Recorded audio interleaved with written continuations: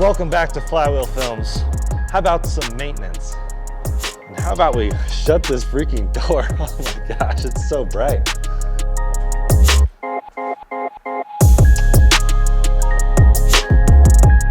There we go, that's so much better. So when it comes to doing your car's maintenance, a really common occurrence is doing a oil change and tire rotation. That's one of the most common things you'll see on the dealer checklist or in the user manual. And some people have no desire to touch their car in any way other than the driver's seat and the steering wheel. But if you're not opposed to getting your hands a little bit dirty, it's one of the easiest things you can do to your own car to keep its life long and happy. So I'm going to do it on my very own NC Miata behind me. Of course, this applies mostly to any car, but I'll tell you exactly what you need for the NC Miata and how it's done. And I will sort of rotate my tires. I'll get to that in a minute. You'll need a 17mm socket or wrench and catcher and reservoir type system, torque wrench, a floor jack, 1, 2, 3, 4 jack stands, cleaning towels, gloves, a funnel, drain plug gasket,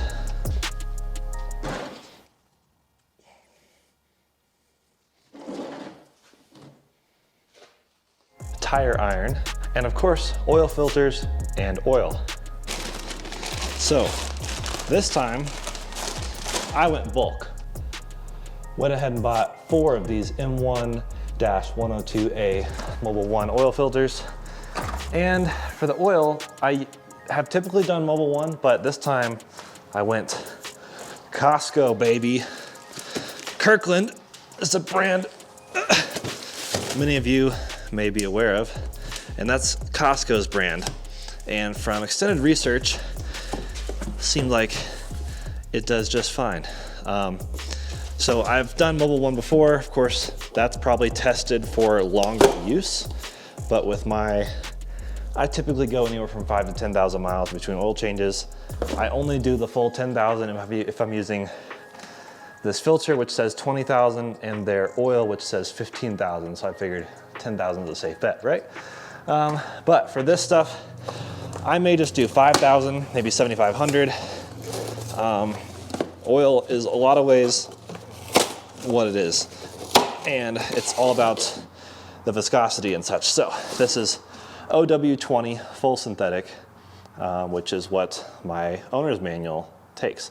You'll want to consult your owner's manual. But I believe for NCs it's OW20. I have heard 5W20 depending on your climate. So, but in my case, Colorado, OW20. So I got 4 of these as well. So for 4 oil changes with premium ingredients, quote unquote, it was under $100, including these crush washers, which we'll talk about later. So yeah, let's do this. Oh, almost forgot, one of the most important things is a plastic bag. Yes, that's right. We'll get to that with the filter. And a tire tread measuring device, which I can't seem to find. I just moved and don't know where everything is yet. So I'm going to eyeball the tread on the tires. But it's not a big deal. I switch my tires out a lot. I switch my whole wheels out a lot, actually. So let's just get straight to the point. Time to get the car off the ground. So first things first, make sure before you lift your car off the ground to just loosen the lug nuts. Don't like fully loosen them, just crack them loose. So that way you can get off the ground and then loosen them the rest of the way. That doesn't work very well for especially the front tires because there's no parking brake holding them in place. So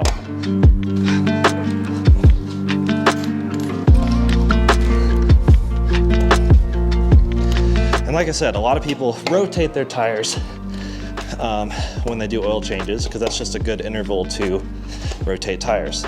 I kind of do my own interval tracking for rotating tires, and in this case, like I said, I'm doing something a bit different because I run completely different wheels and tires for winter than I do for the other months. So this is my winter setup, my snow setup, which are Champiro Ice Pro snow tires. Currently, they're on their last season, I think. And MB Weapon wheels, so 16 inches. Let me know if you want me to do a whole video on wheels and tires for the NC Miata, because I have a lot of thoughts, done a lot of research, And I'm about to switch up pretty much everything, I think.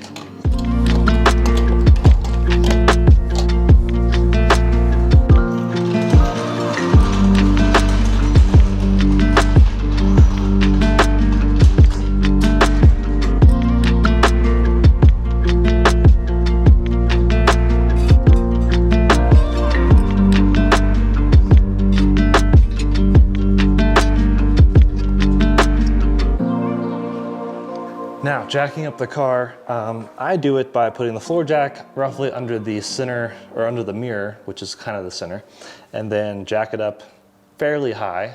You know, the higher the car, the easier the oil change. You don't have to jack it up that far just to do wheels and tire swap. And then I'll put the jack stands under kind of the edges of the pinch welds. So I use the pinch weld to jack it up, and I feel comfortable doing that because I've done it with every Miata, at least the NCs, and they can support it just fine. Not all cars have strong enough pinch welds to support a jack, so keep that in mind. Always consult your manual and the forums. Sometimes I think the forums are more useful than the manual to find out where your jack points are and where to put the jack stands. In my case, it's just somewhere on the pinch weld. Now, you can also jack up just the rear of the car using the center differential, or not center, the differential in the rear in the middle, and then also there's a front cross member. That one's hard to get to in the front, so I've always done it side to side like this. So now let's jack up the other side.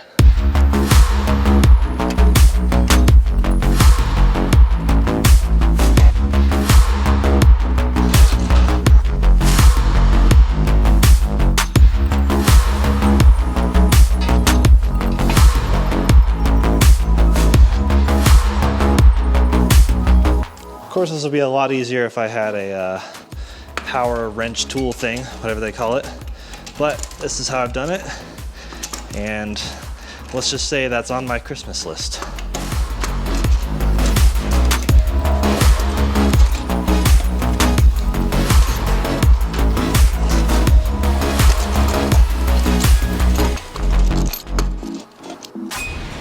Now, if anyone's wondering what these are, they're spline sort of lug nuts, meant to be kind of a security measure. I'm really not worried about someone stealing my crappy MB weapon wheels. I mean, I think they look cool, but like they were like wheels common with the Civic tuners of the early 2000s. I just have these because I lost 2 of these, so.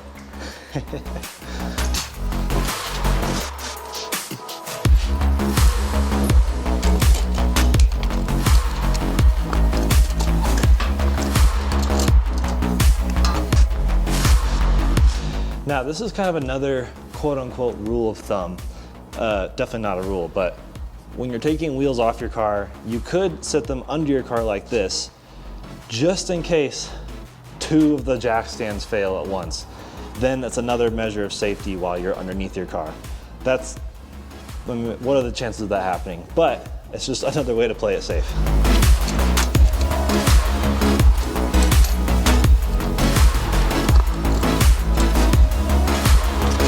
All right, car is floating in midair above its wheels. Bonus content, let's see how these brakes turned out. I haven't done a brake job, obviously, since I painted those, but be sure to check out that video if you want to see how I did it. They're actually looking pretty good. See, that one's got some paint that is chipped off, and same with here. So not perfect, but not terrible. All right, so it's now jacked up and wheels are removed. Now, you don't have to remove your wheels to do an oil change. Definitely not necessary, but I'm switching my tires and wheels out anyways. It helps a little bit to get to the oil filter without a tire like in your face on the driver's front side. So I just went ahead and took them off, but you definitely don't have to. Why am I out of breath? Okay, on to the fun part, and maybe the messy part. I said earlier, if you're not afraid to get dirty, this is a very easy mod to do. But I have done this once without spilling a single drop of oil or getting any dirt on me whatsoever. My mom would have been proud. But most of the times, it's not really how it goes. So let me slide into the car and show you where the drain bolt is. All right, so underneath the car, drain bolt right there. It's in this like cutout thing on the I don't know, some metal plate thing underneath the car, basically underneath the engine. So not hard to find. It's a little warm to the touch. I did drive it like an hour ago, so it's still like warm but not hot, which is optimal time to do the oil change, because the oil will flow a bit more easily out once it's warm. Now, pro tip, a cardboard box can be a good way to alleviate some spillage if you do spill, and it can make it a little easier on your back once underneath the car. What we're gonna do the first is pop the hood, and we'll pull the oil cap off. There we go. So yeah, definitely still a bit warm, which is good. Pull that off, don't lose it. And now back to underneath the car, where we can get this thing ready to loosen up. Now, while you're loosening it, I do recommend having the oil pan ready to catch anything. There we go, broke that loose. All right, so pull the thing, the drain plug out of the oil pan thing, and mine has a nice little spot to put it in right there.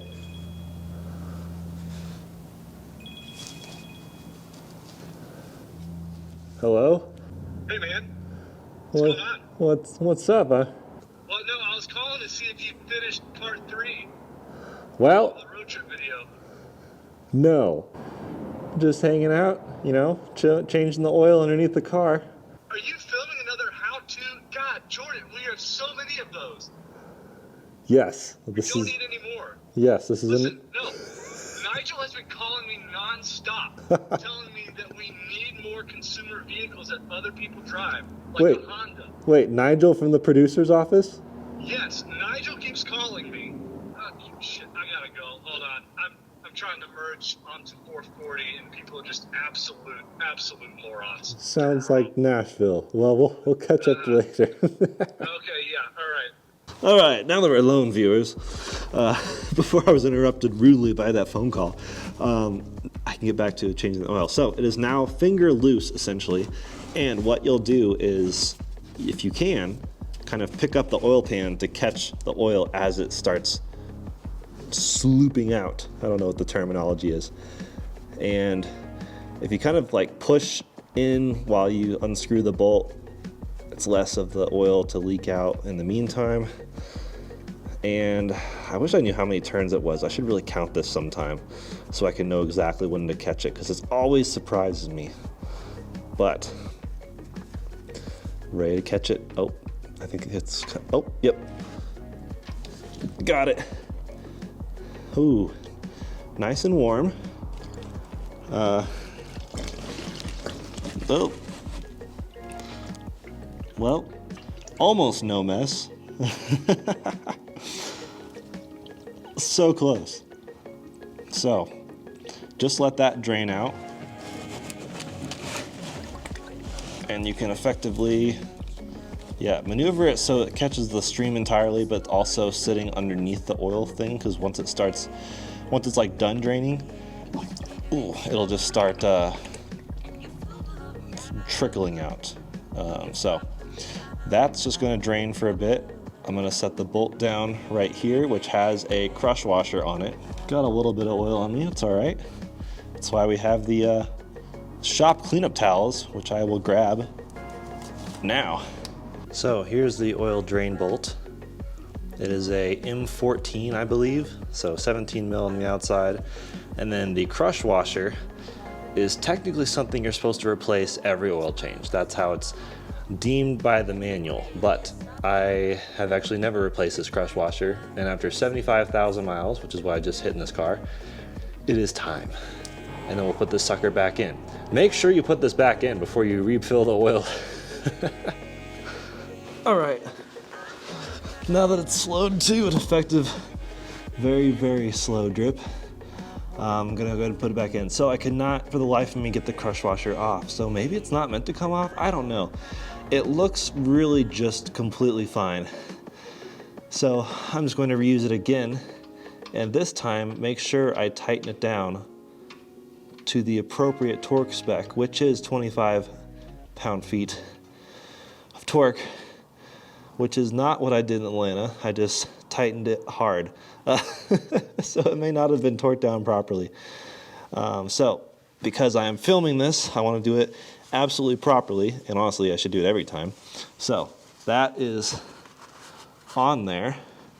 Now I'll grab the torque wrench and we'll get this all taken care of on this side, and then we'll jump over to the filter. Wow, yeah, so these shop towels genuinely are really great to have. So time to get the torque wrench out. So torque wrench, hopefully you know what it does, but it torques to a specific level. So the fun fact, you are supposed to put the torque wrench away loosened up, so you don't want to put it away fully tightened down. So going to make sure I have 25 foot-pounds of torque. Now you tighten that down, and we'll get that, let's see, there we go, tighten down.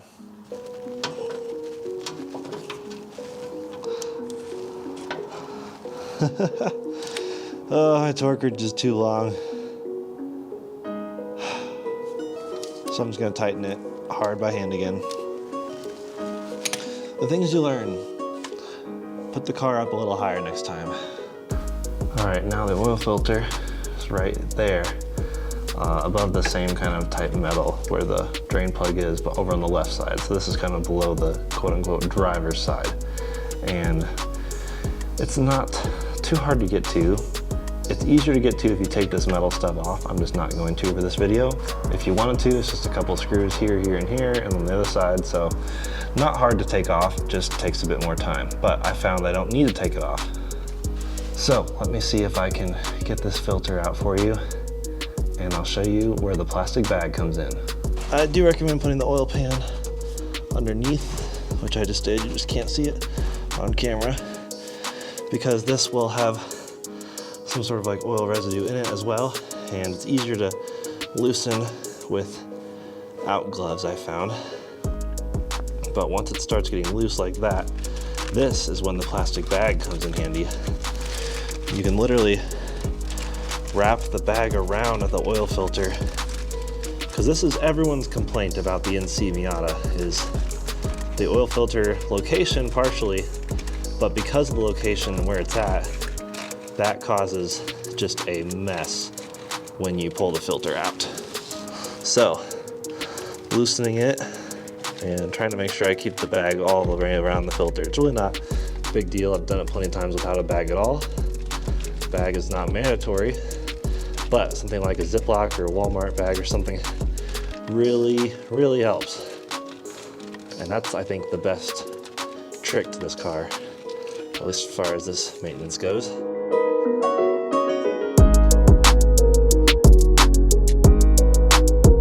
So yeah, the bag doesn't usually catch everything, but it can if you're like super, super careful. And if you care to be careful. So caught the oil, try to keep it upright, or the filter, until you get it out.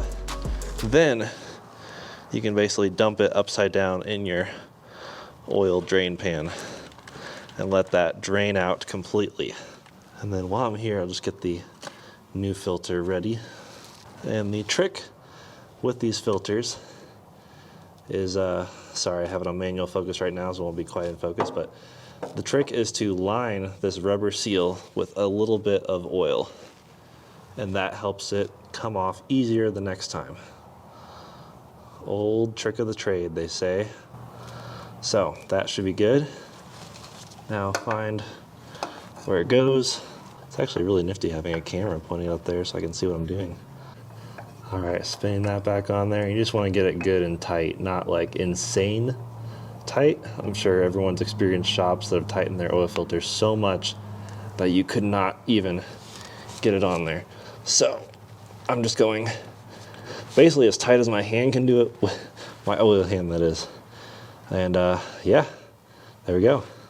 All right, so we got the oil filter, new filter put on, and the filter's tightened down. The oil drain plug is tightened down properly this time.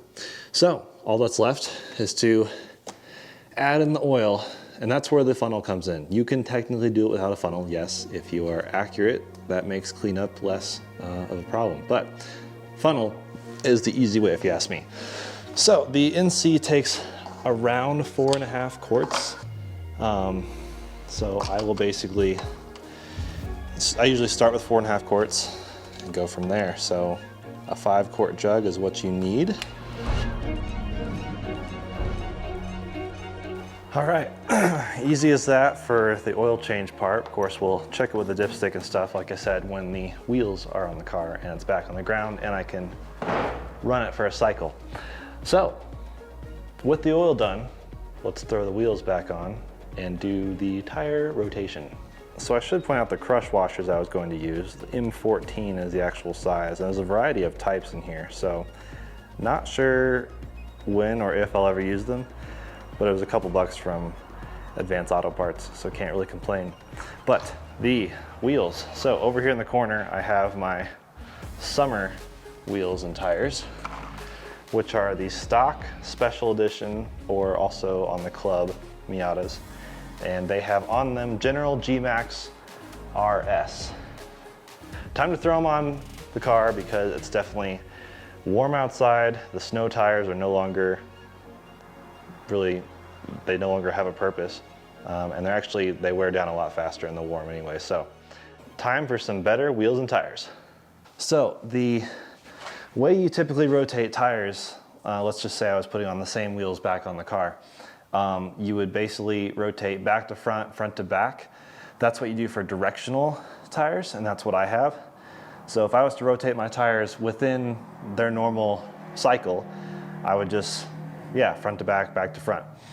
Other options are like front to back and then back crisscross to the front, because you want to wear the tires more evenly, and the car will, because of the weight differences and whether the drivetrain, so like mine's rear wheel drive, so it typically eats through the rear tires just a bit faster.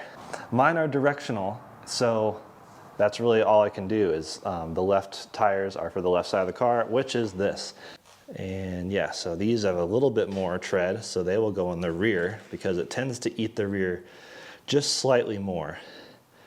Not quite as much difference. Like a front wheel drive car, the front wheels are the drive wheels, so they can wear a bit faster, and they turn, which can also wear them a bit faster. So in this case, the rear wheels drive, the front wheels turn. They both wear slightly differently. It's always good to make a habit of rotating your tires.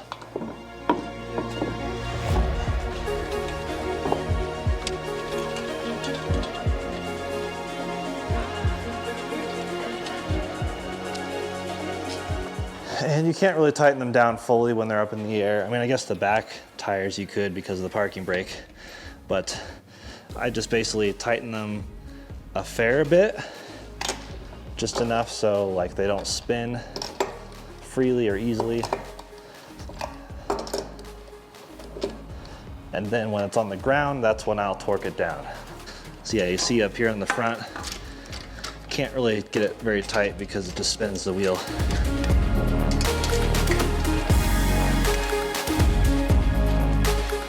And the same thing over here, kind of eyeballing the tread. And yep, this one's a bit more, so that'll go in the back, and this will go in the front.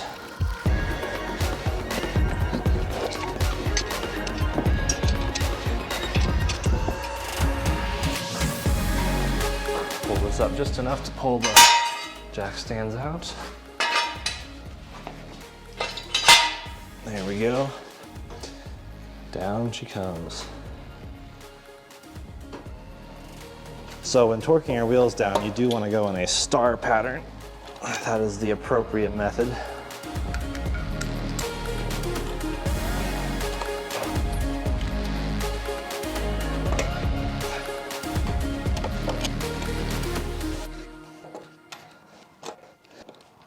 All right, let's see if we can get a reading off this dipstick, the infamous challenging dipstick.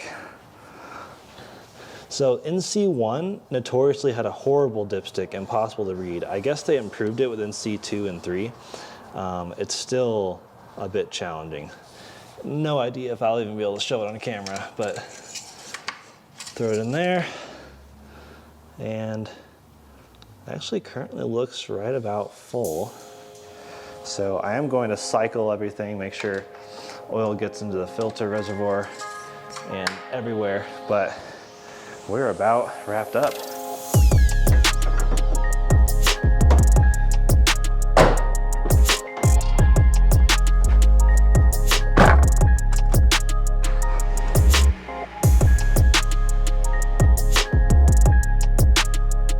All right, check it again really quick. And it's just a hair low. I don't know if you can see that. So I'm gonna add just a tiny bit more and we'll call it a day.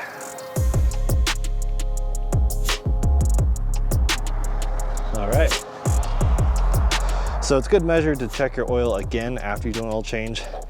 You know, maybe after 100 miles, just to make sure the level's still good, but that's should be good to go. So I will say proper disposal of oil. So all the old oil's in this reservoir right there, and proper disposal dictates you just bring it to like O'Reilly or Advance, or you know, most auto parts stores can dispose of used oil properly. Same with the filter. So make sure you dispose of it properly and don't just throw it in the trash can. So that's a wrap. Hopefully you learned how to change your oil and rotate your tires. See, it's not that hard. It took me what, like 5-10 minutes? And I looked it up, and people typically argue anywhere from 3,000 to 7,500 miles between oil changes. Some people do 10,000. It really depends, partially on what you're comfortable with, partially with the caliber of oil. I mean, I wouldn't just do the crappiest, cheapest possible oil and then try to go 10,000, 15,000 miles. So my rule of thumb has typically been 7,500 miles with the highest quality oil and filter. Some people skip filters every replacement. I just do it every time just because it's easy to remember. And yeah, I'll throw links to everything I use in the description, but this came out to like 25 bucks per oil change, the way I bought everything. And that's a lot cheaper than a dealer will charge you. And this way you know it's being done properly. I did one time have a car where they didn't refill it after they emptied it. And I've learned I need to clean my garage. I can't find my 21 mil 1/2 inch socket, so I can't do the actual torque wrench on my wheels. So I need to find that. It's somewhere, it's in a box. Like I said, I just moved. So I will torque my wheels down before I do any driving, spirited driving. Just don't worry about it. So yeah, that's a wrap. Sorry there's no crazy fun drone footage in this one. This was just very, you know, basics, maintenance. Let me know if you want to see more maintenance videos on this car. I did do the 75,000 mile everything in Atlanta.